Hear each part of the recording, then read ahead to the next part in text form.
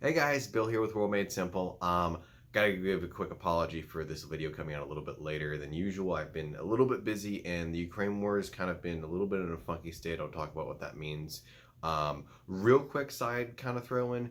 I have a poll up going over what would be the next kind of thing that I would be covering in the next couple of weeks. If you guys have any suggestions or ideas on that, please let me know. That's over in the community tab. So feel free to check that out whenever you're done with this video, or whenever you feel like it in general. I appreciate any of the feedback. So, what's going on in Ukraine? Well, there's been a lot of stuff that's happened since the last video of Friday of last week. This should be coming out tomorrow, Saturday. And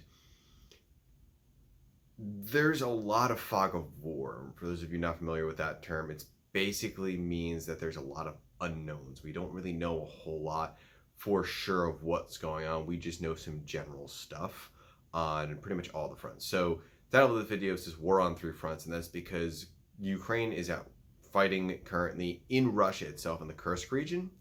Meanwhile, Russia looks like it's had a breakthrough in the Donbass region, and in the south, it looks like Ukraine is launching a new series of attacks on Russian infrastructure.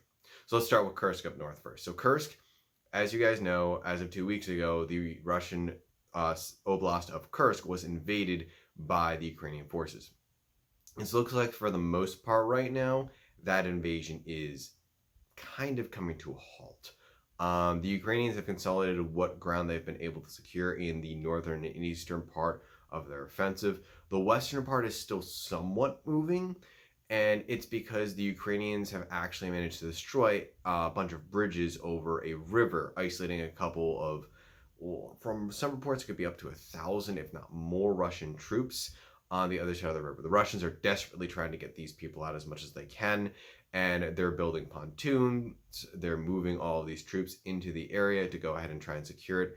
And Ukraine's been blowing up a lot of these assets. And these assets are specialized, which means that there's not a whole lot that the Russian infantry and the Russian military in general has of these laying around. So these are pretty significant losses the Russians are taking trying to get these guys out.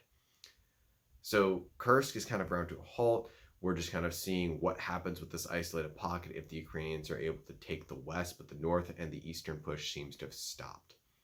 Now let's go down to the Donbass region where the Russians have had a breakthrough. The Russians have been able to punch a hole through Ukrainian lines, and for the past couple of days been substantially taking ground in several different locations. If you look on a lot of the places like Live Map, you can see there's kind of a bulge in the line going inward towards Ukrainian territory. As of today, the Ukrainians have not been able to stop that push, and the Russians have been able to still make use of this momentum and push further into Ukraine. We're not really sure what's going to happen with this. There's a lot of fog of war on this because the Ukrainians are refusing to report anything, probably for morale purposes. And the Russians, frankly, I don't really trust the numbers they give out because they're trying to make it seem a lot bigger of a victory than it maybe is due to what's going on in Kursk. So both sides aren't really releasing good numbers.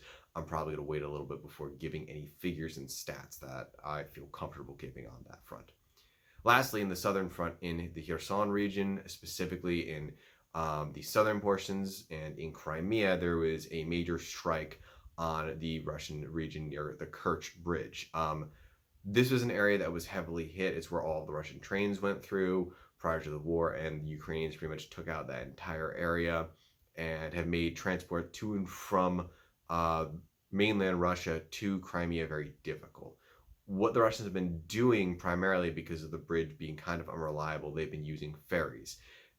They took out 3 of the ferries over the last few months. The final ferry out of the 4 ferries that they used was taken out a couple of days ago. So right now, the Russians are trying to work around finding another way to get supplies in and out of Crimea. But they're in a tight spot. And right now, they don't have a whole lot of naval assets to throw that way because the Ukrainians keep sinking them. The Black Sea Fleet's been relocated to the city of Novorossiysk, which is on the far side of the Black Sea, away from the Ukrainians as far as they can get them. So I don't see the Russians deploying a whole lot of naval assets.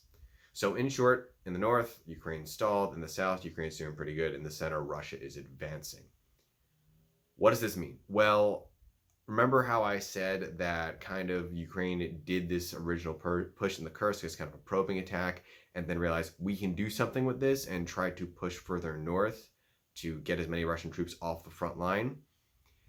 It looks like they did, but it was not anywhere near enough. The Russians have kept the majority of their forces on the Donbass region in the Donbass and only moved the troops that are either in reserve or the troops that are currently out of combat to the Kursk front.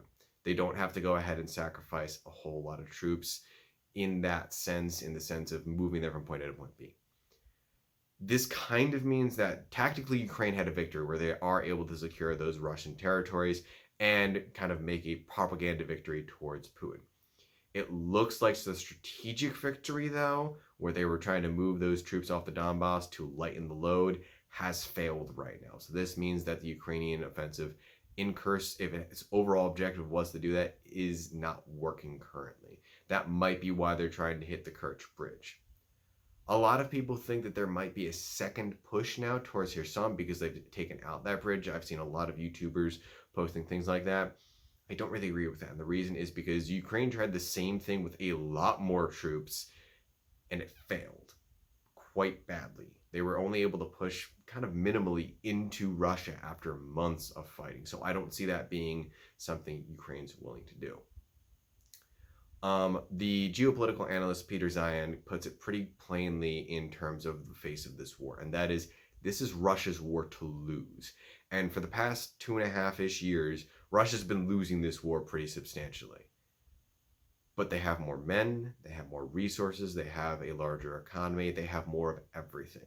Russia, up until now, has not been putting their full weight into this war.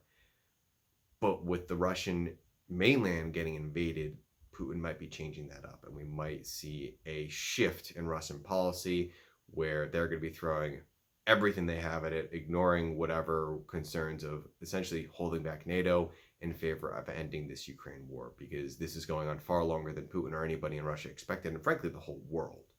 So we'll see what happens. All right, so the next video that you guys are going to see is going to be on Monday, and that is going to be a video on a new weapons platform coming out that you've probably heard a lot of buzz about, and that is hypersonic weapons. So we'll talk about that on Monday. See you guys in the next video.